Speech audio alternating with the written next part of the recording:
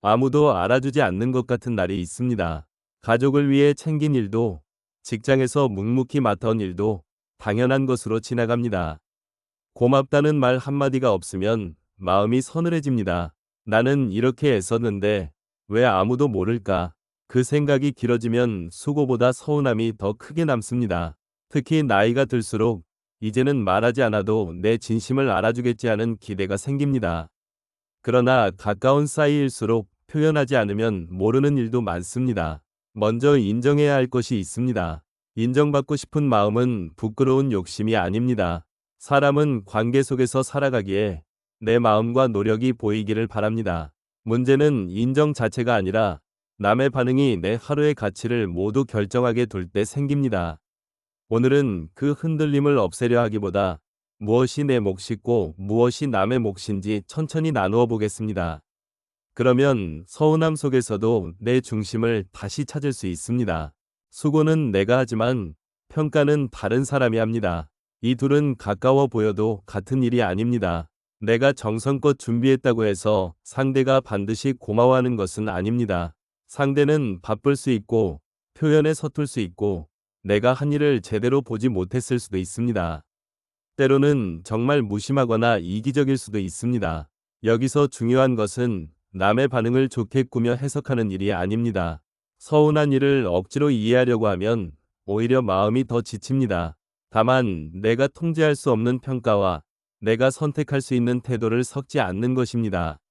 남의 박수가 없다는 이유로 내 기준까지 버리면 결국 가장 오래 남는 것은 상대에 대한 원망보다 나 자신에 대한 실망입니다. 오늘부터는 두 가지를 따로 적어보십시오. 남이 정하는 것, 그리고 내가 정하는 것. 그 다음 이렇게 묻겠습니다. 나는 칭찬을 받기 위해 했는가? 아니면 내가 중요하다고 여긴 일을 한 것인가? 이 질문이 중심을 세우는 첫 줄이 됩니다. 논어에 기록된 공자의 수양 원칙은 남을 탓하기 전에 자신의 태도를 돌아보는 데 무게를 둡니다. 이것은 모든 잘못을 내 책임으로 돌리라는 뜻이 아닙니다. 부당한 대우를 참고 견디라는 말도 아닙니다. 다만 상대의 평가가 흔들릴 때에도 내가 지키려던 기준까지 함께 무너지게 두지 말자는 뜻으로 오늘에 적용할 수 있습니다. 고대의 문장을 그대로 옮기기보다 지금의 평등한 관계에서 다시 생각해 보는 것입니다. 나는 내 몫을 성실히 했는가? 말과 행동이 달라지지는 않았는가? 서운함 때문에 일부러 무심하게 굴지는 않았는가?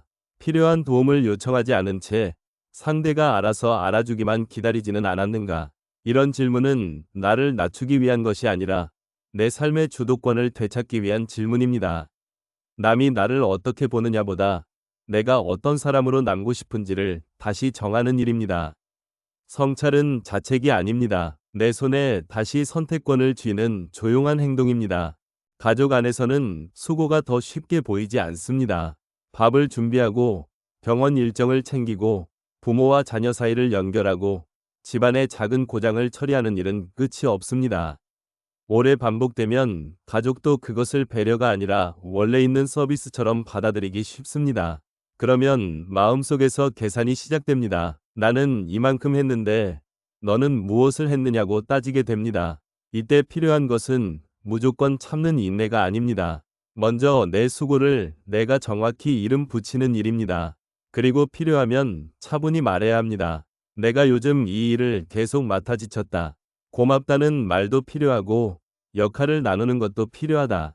말할 때는 지난 10년의 서운함을 한꺼번에 꺼내기보다 지금 바꾸고 싶은 한 가지를 분명히 전하는 편이 좋습니다. 인정받지 못해 흔들리지 않는 중심은 침묵이 아니라 감정을 과장하지 않으면서도 필요한 요구를 분명히 전하는 힘입니다. 서로의 몫을 다시 나누는 일도 존중의 한 모습입니다. 직장에서도 비슷합니다. 보고서는 내가 만들었는데 다른 사람이 칭찬을 받고 문제는 내가 막았는데 아무 일도 없었던 것처럼 지나갑니다.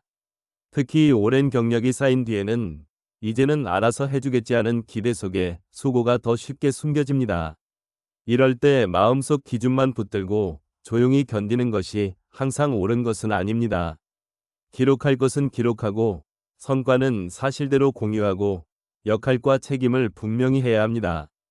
회의 뒤에는 결정된 내용을 짧게 남기고 내가 맡은 범위와 완료한 일을 날짜와 함께 정리하는 습관이 도움이 됩니다. 공자의 원칙을 현대적으로 적용한다는 것은 체면 때문에 침묵하라는 뜻이 아닙니다.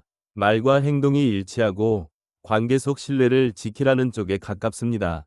과장하지 말고 빼앗지도 말고 빼앗기지도 마십시오. 내가 한 일을 담담히 설명하는 것은 자랑이 아니라 책임입니다.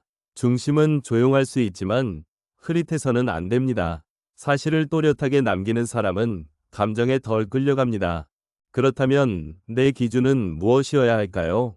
막연히 착하게 살겠다는 말로는 오래 버티기 어렵습니다. 기준은 구체적이어야 합니다. 약속한 시간은 지킨다. 맡은 일은 끝까지 확인한다. 상대가 없을 때도 사실을 바꾸지 않는다. 도움이 필요하면 미리 알린다. 잘못했으면 변명보다 수정을 먼저 한다. 이런 기준은 화려하지 않지만 남의 평가와 상관없이 스스로 확인할 수 있습니다. 논어에는 배움을 반복하고 생활에서 익히는 태도, 아는 것과 모르는 것을 구분하는 태도, 말과 행동의 신뢰를 중시하는 기록이 있습니다. 오늘의 우리는 이것을 작은 생활 규칙으로 바꿀 수 있습니다. 아침에 3가지를 정하고 저녁에 지켰는지 짧게 점검해도 좋습니다. 다 지키지 못했다면 실패라고 낙인 찍지 말고 왜 어려웠는지 한 줄만 적으십시오. 남이 칭찬했는지가 아니라 오늘 내가 정한 한 가지를 지켰는지 확인하는 것입니다. 중심은 큰 결심보다 반복 가능한 약속에서 생깁니다. 작은 기준이 쌓이면 마음은 쉽게 흔들리지 않습니다. 여기서 조심할 점이 있습니다. 자기 기준을 지킨다는 말이 완벽주의가 되어서는 안 됩니다. 나는 늘 옳고 남은 늘 부족하다고 여기기 시작하면 중심이 아니라 고집이 됩니다. 공자의 기록에는 어진 사람을 보면 본받고 그렇지 않은 모습을 보면 자신을 살피라는 취지의 가르침이 있습니다. 핵심은 남을 재판하는 데서 끝나지 않는 것입니다. 누군가의 무례함을 보았을 때 나도 서운한 사람에게 같은 방식으로 대하지는 않았는지 돌아봅니다. 그렇다고 상대의 잘못을 없던 일로 만들 필요는 없습니다. 경계는 세우되 닮아가지는 않는 것입니다. 또한 내 기준을 가족과 동료에게 똑같이 강요해서도 안 됩니다. 조화를 이루되 무조건 같아지지 않는다는 원칙처럼 관계를 지키면서도 서로 다른 판단을 인정할 수 있습니다. 오늘의 질문은 단순합니다. 내가 싫어했던 그 태도를 지금 다른 사람에게 되풀이하고 있지는 않은가? 이 질문 하나가 상처를 성찰로 바꾸는 작은 문이 됩니다. 인정받고 싶은 마음은 때로 비교해서 더 커집니다. 형제 중 누구는 부모의 칭찬을 받고 동료 중 누구는 말 한마디로 주목을 받습니다. 그 모습을 보면 내 오랜 수고가 초라하게 느껴집니다. 하지만 비교는 대개 남의 결과와 내 과정을 붙여놓습니다. 상대가 어떤 조건에서 어떤 도움을 받았는지는 보이지 않고 나는 내 피로와 실패까지 모두 알고 있습니다. 이 불공평한 비교에서 마음은 쉽게 집니다. 이때 필요한 것은 남을 깎아내리는 위로가 아닙니다. 내 삶의 기준표를 다시 만드는 일입니다. 어제보다 덜 거칠게 말했는가? 미뤄둔 일을 하나 끝냈는가? 가족에게 필요한 말을 피하지 않았는가? 돈이나 명예를 선택할 때 관계와 신뢰를 함께 살폈는가? 이런 질문은 남과의 순위를 매기지 않습니다. 작은 변화는 박수받지 못해도 쌓입니다. 매일 저녁 한 줄로 기록하면 보이지 않던 성장이 눈에 들어옵니다. 남의 무대에서 내려와 내 하루의 증거를 바라볼 때 마음은 조금씩 제자리로 돌아옵니다. 은퇴를 앞두거나 역할이 줄어들 때에는 인정의 문제가 더 깊어집니다. 직함으로 불리던 시간이 끝나고 연락이 줄고 나를 찾는 사람이 적어지면 내가 쓸모없어진 것처럼 느껴질 수 있습니다. 그러나 직함은 내가 맡았던 자리이지 나의 전부는 아닙니다. 공자의 세계관에서 사람은 배우고 익히며 관계 속에서 자신을 다듬는 존재로 설명됩니다. 이를 오늘에 적용하면 역할이 바뀌어도 배움과 돌봄과 모범은 계속될 수 있다는 뜻이 됩니다. 동네 모임에서 경험을 나누고 손주에게 이야기를 들려주고 익숙하지 않은 기기를 배우는 일도 새로운 역할이 될 수 있습니다. 다만 경제적 어려움이나 외로움을 개인의 수양만으로 해결할 수 있다고 말해서는 안 됩니다. 필요한 제도와 전문적인 도움을 찾는 일도 중요합니다. 그와 함께 오늘 내가 줄 수 있는 경험 한 가지, 배울 수 있는 기술 한 가지를 정해 보십시오. 새로운 중심은 지난 명함이 아니라 지금의 작은 참여에서 생깁니다. 이제 첫 번째 실천을 해보겠습니다. 종이 한 장을 반으로 나누십시오. 왼쪽에는 남이 결정하는 것을 적습니다. 칭찬, 승진, 가족의 반응, 동료의 평가, 누가 먼저 연락하는지 같은 것들입니다. 오른쪽에는 내가 결정할 수 있는 것을 적습니다. 약속을 지키는 일, 필요한 말을 차분히 전하는 일, 내 수고를 사실대로 기록하는 일, 잘못을 고치는 일, 오늘 한 사람을 존중하는 일입니다. 그리고 오른쪽에서 단 하나만 고르십시오. 너무 많이 고르면 또 평가를 기다리게 됩니다. 예를 들어 오늘은 배우자에게 지친 마음을 비난 없이 말하기, 또는 회의 뒤에 내가 맡은 일을 한 줄로 남기기처럼 작게 정합니다. 오늘 저녁 그 한 가지를 지켰는지만 확인하십시오. 이것이 인정받지 못해도 무너지지 않는 연습의 시작입니다. 하지만 중심을 지킨다고 해서 관계의 상처가 저절로 사라지는 것은 아닙니다. 다음에는 서운함을 쌓지 않고 말하는 법, 그리고 상대가 달라지지 않을 때 내 경계를 세우는 법을 더 천천히 살펴보겠습니다. 그 한 가지를 정했다면 이제 마음속 서운함을 말로 옮길 차례입니다. 다만 쌓인 감정을 한꺼번에 쏟아내면 상대는 내용보다 공격받는 느낌부터 받을 수 있습니다. 순서를 세워보십시오. 먼저 관찰한 사실을 말합니다. 이번 주에 내가 3번 장을 보고 저녁 준비를 했어. 다음에는 내 감정을 붙입니다. 아무 말이 없으니 조금 허전하고 지쳤어. 마지막으로 필요한 변화를 구체적으로 부탁합니다. 주말에는 당신이 한번 맡아주면 좋겠어. 이것은 참으라는 뜻도 감정을 숨기라는 뜻도 아닙니다. 상대의 인격을 판단하지 않고 내가 겪은 일과 필요한 도움을 분명히 전하는 방법입니다. 오늘 한 문장만 미리 적어보십시오. 사실, 감정, 요청. 이 3칸을 채우면 공격과 침묵 사이에 새로운 길이 생깁니다.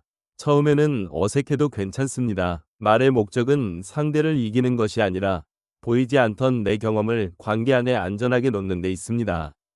차분히 말했는데도 상대가 바로 이해해주지 않을 수 있습니다. 가족은 나도 힘들다 고 맞설 수 있고, 동료는 자신의 책임을 줄이려 할 수 있습니다. 그때 우리는 설명을 더 잘하면 반드시 상대를 바꿀 수 있다고 믿기 쉽습니다. 하지만 말할 책임과 받아들일 책임은 서로 다릅니다. 내 몫은 사실을 과장하지 않고 필요한 요구를 분명히 하며 상대의 말을 들을 준비를 하는 데까지입니다. 그 다음 반응은 상대의 몫입니다. 한 번 말한 뒤 같은 말을 10번 되풀이하며 자신을 소진하지 마십시오. 필요하다면 시간을 두고 다시 이야기할 날짜를 정하십시오. 지금은 서로 예민하니 내일 저녁에 다시 말하자 고 할 수 있습니다. 설득이 멈춘 자리에 실패만 남는 것은 아닙니다. 나는 할 말을 존중 있게 전했고 어디까지 책임질 수 있는지도 배웠습니다. 상대가 침묵하더라도 그 침묵을 곧바로 거절로 단정하지 마십시오. 다만 약속한 시간이 지나도 변화가 없다면 다음에는 요청을 더 분명히 하거나 경계를 세울 준비를 해야 합니다.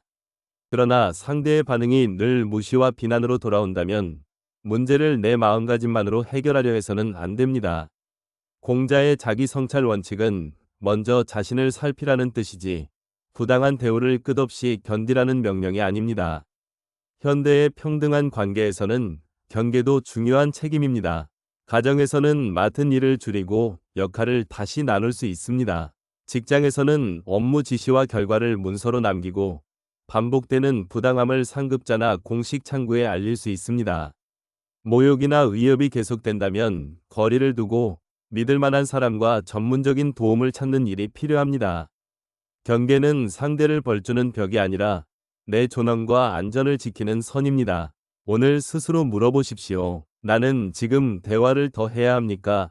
아니면 기록하고 거리를 두어야 합니까? 참는 것과 성숙함을 같은 말로 만들지 마십시오. 특히 혼자 감당하기 어려운 상황이라면 가족이나 믿을 만한 동료에게 사실을 알리고 함께 판단하십시오. 도움을 구하는 일은 약함이 아니라 현실을 정확히 보는 태도입니다. 관계를 지키려다 보면 결국 내가 맞춰야 한다는 생각에 빠지기 쉽습니다. 논어에는 군자는 조화를 이루되 무조건 같아지지는 않는다는 원칙이 기록되어 있습니다. 이것을 오늘의 삶에 옮기면 사랑하는 사람과 의견이 달라도 관계를 끝내지 않을 수 있고 관계를 유지한다고 해서 내 기준을 버릴 필요도 없다는 뜻이 됩니다. 자녀의 선택이 내 기대와 다를 수 있습니다. 동료가 일하는 방식이 나와 다를 수도 있습니다. 먼저 공통의 목표를 확인하십시오. 우리는 가족이 편안하기를 바란다. 우리는 일을 제때 끝내려 한다. 그 다음 방법의 차이를 말합니다. 조화는 모두가 같은 목소리를 내는 상태가 아닙니다. 서로의 선을 넘지 않으면서 함께 갈 수 있는 지점을 찾는 일입니다. 오늘 한 사람의 다른 의견을 들으며 동의와 존중을 구분해 보십시오. 상대의 생각을 인정하는 말과 내 선택을 밝히는 말을 함께 써보십시오. 당신의 이유는 이해합니다. 그러나 나는 이 부분은 다르게 하겠습니다. 이 한 문장이 관계와 중심을 함께 지켜줍니다. 인정받지 못할 때 가장 흔들리는 순간은 눈앞의 이익이 나를 유혹할 때입니다. 칭찬을 얻기 위해 사실을 부풀리거나 책임을 피하려고 다른 사람의 몫을 강조하고 싶어질 수 있습니다. 논어에 기록된 의와 이익의 대조는 돈을 무조건 멀리하라는 뜻으로만 볼 필요가 없습니다. 오늘의 선택에서는 무엇이 오래 남는지 먼저 살피라는 기준으로 읽을 수 있습니다. 당장의 박수는 짧지만 말과 행동이 맞아 생기는 신뢰는 오래 갑니다. 작은 이익을 얻더라도 스스로를 속였다는 느낌이 남는다면 마음은 편하지 않습니다. 결정을 앞두고 세 가지를 물어보십시오. 이 선택은 사실에 맞는가? 다른 사람에게 부당한 부담을 주지 않는가? 내일 다시 설명해도 부끄럽지 않은가? 이 질문은 칭찬보다 느리지만 삶의 중심을 단단하게 만듭니다. 선택이 늦어지더라도 괜찮습니다. 빠른 인정 대신 오래 설명할 수 있는 결정을 택하면 결과가 기대와 달라도 자신을 덜 잃게 됩니다. 남의 칭찬이 없을 때도 내 수고를 알아보려면 기억에만 맡기지 않는 습관이 필요합니다. 하루가 바쁘면 한 일보다 못한 일만 크게 남기 때문입니다. 작은 공책이나 휴대전화 메모에 매일 한 줄을 적어보십시오. 오늘 아픈 가족의 병원 일정을 확인했다. 회의에서 모르는 부분을 솔직히 물었다. 화를 내기 전에 잠시 멈췄다. 거창한 성과가 아니라 내가 지키기로 한 기준의 증거를 남기는 것입니다. 일주일이 지나면 5분만 읽어보십시오. 반복된 수고, 달라진 태도, 계속 어려운 부분이 보일 것입니다. 이것은 자신을 칭찬으로 포장하는 일이 아닙니다. 배우고 익히며 생활에서 확인하는 태도를 현대적으로 적용한 작은 점검입니다. 기록은 남에게 보여주기 위한 장부가 아니라 내가 내 삶을 놓치지 않게 하는 거울입니다. 주간 점검에서는 잘한 일 하나와 고칠 일 하나만 고르십시오. 너무 많은 평가표를 만들면 다시 자신을 심판하게 됩니다. 기록의 목적은 통제가 아니라 방향을 확인하는 데 있습니다. 수고를 알아주는 사람이 없다고 느끼면 세상에 내 편이 한 명도 없는 것처럼 외로워질 수 있습니다. 그럴수록 나를 완벽히 이해해 줄 사람을 기다리게 됩니다. 하지만 완벽한 이해는 드물고 관계는 대개 작은 예의에서 시작됩니다. 아파트 복도에서 먼저 인사하고 오래 연락하지 못한 지인에게 안부 한 줄을 보내고 자주 가는 가게에서 고맙다는 말을 건네는 일입니다. 이런 행동이 깊은 우정을 즉시 만들어주지는 않습니다. 다만 내가 세상과 연결되는 통로를 조금씩 넓혀줍니다. 상대가 반갑게 답하지 않아도 내 가치가 줄어드는 것은 아닙니다. 오늘 한 사람에게 부담 없는 연락을 보내보십시오. 문득 생각나서 안부 묻습니다. 요즘 어떠세요? 외로움이 오래되고 일상을 무너뜨릴 만큼 깊다면 관계 노력만으로 버티지 말고 전문가나 지역의 도움을 찾는 것도 필요한 선택입니다. 작은 관계 하나가 깊어지는 데에는 시간이 필요합니다. 답장이 짧아도 조급해하지 말고 예의를 지키며 천천히 이어가십시오. 인정을 받지 못해 서운할 때 먼저 남의 수고를 알아보라는 말은 불공평하게 들릴 수 있습니다. 이미 내가 더 많이 참고 애썼다고 느끼기 때문입니다. 그래서 이 행동은 보답을 얻기 위한 거래가 되어서는 안 됩니다. 다만 내가 바라는 관계의 문화를 내 말에서 먼저 시작해보는 것입니다. 배우자가 쓰레기를 버렸다면 당연한 일로 넘기지 않고 고맙다고 말합니다. 동료가 자료를 정리했다면 회의에서 그 기여를 구체적으로 밝혀줍니다. 자녀가 약속을 지켰다면 결과보다 그 과정을 알아봅니다. 사람은 자신이 받은 방식대로 다른 사람을 대하기도 합니다. 물론 내가 먼저 인정했다고 상대도 반드시 달라지는 것은 아닙니다. 그래도 나는 무심함을 되풀이하지 않았습니다. 오늘 한 사람의 수고를 구체적인 한 문장으로 말해보십시오. 막연한 칭찬보다 사실을 알아보는 말이 더 오래 남습니다. 인정은 거창한 말보다 정확한 관찰에서 시작됩니다. 수고했어에 그치지 않고 무엇이 도움이 되었는지 말하면 상대도 자신의 기여를 분명히 느낄 수 있습니다. 이제 처음에 고른 오늘의 한 가지를 다시 꺼내 보겠습니다. 배우자에게 지친 마음을 차분히 말하기였습니까? 회의 뒤에 맡은 일을 한 줄로 남기기였습니까? 또는 내 수고를 기록하고 한 사람에게 먼저 인사하기였습니까? 지켰다면 작게라도 인정하십시오. 나는 오늘 남의 반응과 상관없이 내 기준을 지켰다. 지키지 못했다면 자신을 꾸짖기보다 이유를 살펴보십시오. 목표가 너무 컸는지, 시간이 부족했는지, 두려움이 앞섰는지 구분합니다. 그리고 내일의 기준을 더 작게 조정하십시오. 긴 대화가 어려웠다면 첫 문장만 적고 기록을 못했다면 한 단어만 남겨도 됩니다. 잘못을 알아차리고 고치는 과정이 수양이라는 기록된 원칙은 완벽함보다 수정의 힘을 보여줍니다. 오늘의 실패를 내 가치의 판결문으로 만들지 마십시오. 그것은 다음 선택을 위한 자료입니다. 점검은 판결이 아니라 조정입니다. 오늘의 형편을 반영해 기준을 낮추는 것은 포기가 아니라 오래 지속할 수 있는 길을 찾는 지혜입니다. 아무도 박수치지 않는 날에도 삶은 계속됩니다. 가족이 바로 고마워하지 않고 직장이 공정하게 평가하지 않으며 오래 맡았던 역할이 사라질 수도 있습니다. 그럴 때 중심은 서운함이 없는 상태가 아닙니다. 서운함을 인정하면서도 내 하루의 가치를 남의 반응 하나에 모두 맡기지 않는 태도입니다. 우리는 사실을 차분히 말하고 필요한 도움을 요청하며 반복되는 무시에는 경계를 세울 수 있습니다. 그리고 매일 한 줄로 내가 지킨 약속과 배운 점을 확인할 수 있습니다. 마지막으로 오늘의 실천을 세 가지로 줄여보십시오. 남의 몫과 내 몫을 나누기, 사실 감정 요청의 순서로 말하기, 저녁에 한 줄 기록하기. 셋 중 하나만 고르십시오. 그리고 자신에게 묻습니다. 내일도 박수 없이 지키고 싶은 태도는 무엇입니까? 그 답이 인정받지 못해도 흔들리지 않는 당신의 중심이 됩니다. 중심은 하루아침에 생기지 않습니다. 내일 흔들리더라도 다시 이 질문으로 돌아오십시오. 반복해서 돌아오는 그 힘이 결국 삶의 품격을 만듭니다.